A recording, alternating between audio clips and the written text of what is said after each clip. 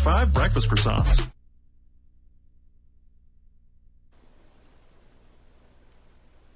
All right, if you think you know everything about San Francisco, think again.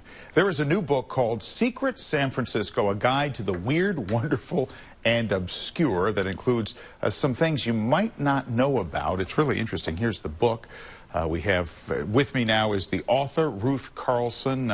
Ruth, thanks for coming in today. You and I actually met like 25 years ago. Yeah, a long time ago. All right. Your book includes really some fabulous, interesting tidbits that people may not know about that they want to check out. What's the most unusual thing you learned in your research about San Francisco? I think the most unusual was that the hottest ticket in town is not Hamilton, it's not the Warriors game, it's underground tours of the sewer. And the Public Utilities Commission has these every month. They're free. And they take you on a tour of the wastewater treatment plants, but they are booked up months in advance. Really? Yeah. Oh, that's right. And you're not being punished. This is something you want to do. You get to go down into the sewer system. I did it for the book. Okay, Yeah. that's cool. What about some of the outdoor spaces? We have so many stairways and privately owned and public spaces as well that people can enjoy. Yeah, the privately owned public open spaces, POPOs, as they're called, they're very rare. They have it in New York, they have it here, and I think one other city, but they are basically a chance for people in the financial district mainly or downtown to get fresh air, and you see views on some, and they have artwork, outdoor artwork, and it's a fabulous thing. And stairways, of course. We have some great stairways. Oh, we're a very European city, in that people like to walk, and the best way really to see the city are the stairways.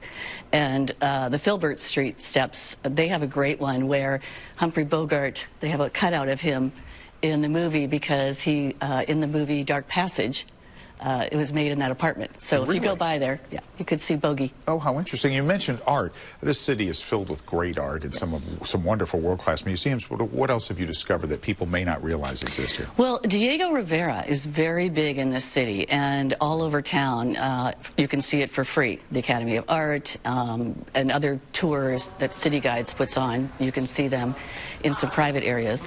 And he was very controversial at the time because he was a communist, and yet San Franciscans invited him anyway. They were brave, and so his artwork is all over the place. Okay. And from art to instruments, we have I didn't know this, San Francisco has an official instrument. Yes. Really? We do, yes. Well, apparently the modern accordion, the piano accordion, was invented here. And so they decided that should be the official instrument. And some people thought, no, it should be the violin. But a bunch of accordion players had a big protest at City Hall, played all their accordions, and they said, okay, enough. It's the official instrument. Right. Okay, now let's talk about, we obviously we're famous for North Beach, for Chinatown, for so many unique areas and neighborhoods, but there was a French town in San Francisco for a long time. There was, before Chinatown. Frenchtown was very big during the gold rush, and they came here with clothing, all the supplies that people needed during the gold rush because people had nothing. They stormed the boat, and they actually bought everything before they even got to the dock.